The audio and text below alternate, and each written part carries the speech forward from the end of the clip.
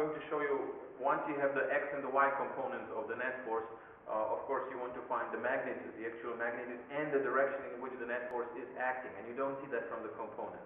So here are the two components, the 5.7 newtons in the positive x and 48.5 newtons in the positive y direction. And we want to find, when you add the two, or basically we want to find this. That will be the magnitude, and the angle of the net force, or the direction of the net force is given by that angle right there. We've done this before very quickly. The x and the y component gives you the legs. Those are the legs of this right triangle in here. So the magnitude of the net force, how many newtons the net force actually is found by using the Pythagorean theorem. So the net force, the magnitude, is going to be 5.7 squared plus 48.5 squared, all square rooted. So that's how you find the magnitude. 5.7 squared plus 48.5 squared, and then square rooted.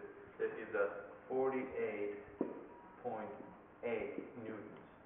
48.8 newtons. So that's the magnitude of the net force.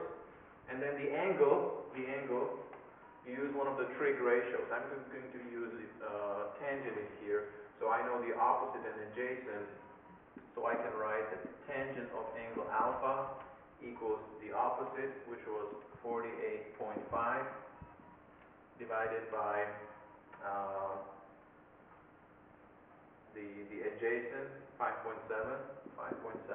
Now this alpha, this angle alpha, is not the same as as in the previous video. This is not the 60 nor the 15 degrees. This is a totally new angle.